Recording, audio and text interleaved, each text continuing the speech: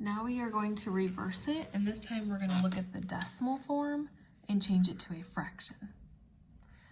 So this is how we do that. We will write the decimal exactly how you read it, but write it in fraction form. So again, place value of decimals is important.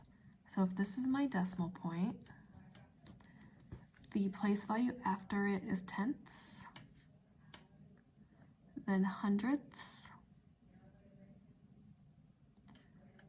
then thousandths, and so on.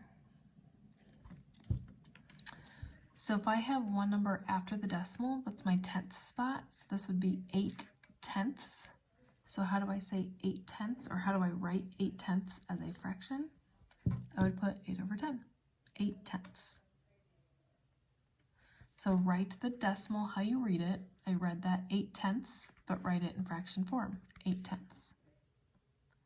You always reduce if you can. I know that this can go lower because you can divide them both by 2. 8 divided by 2 is 4, 10 divided by 2 is 5. So 8/10, 8/10, and 4/5 are all the same exact number.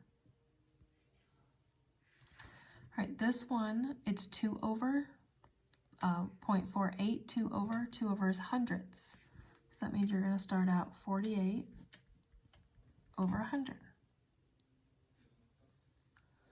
Okay, these can be reduced because they are both even, which makes them divisible by 2, but you could actually divide them both by 4, and maybe even higher than that.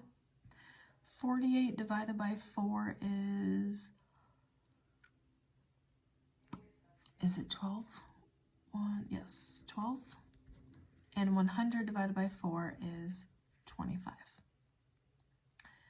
There is nothing that can go into 12 that can also go into 25, so this one is done.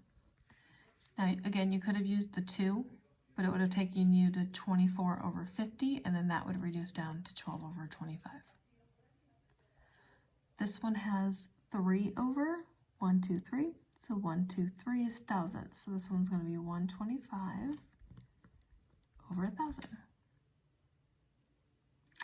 When they end in both 5 and 0, that makes them divisible by 5. So 125 divided by 5. If you don't know, just work it out.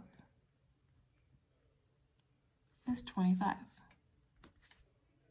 1,000 divided by 5 is 200. Well, you'll notice they end in 5 and 0 again, so that makes them divisible by 5.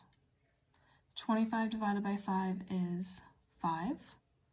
200 divided by 5 is 40.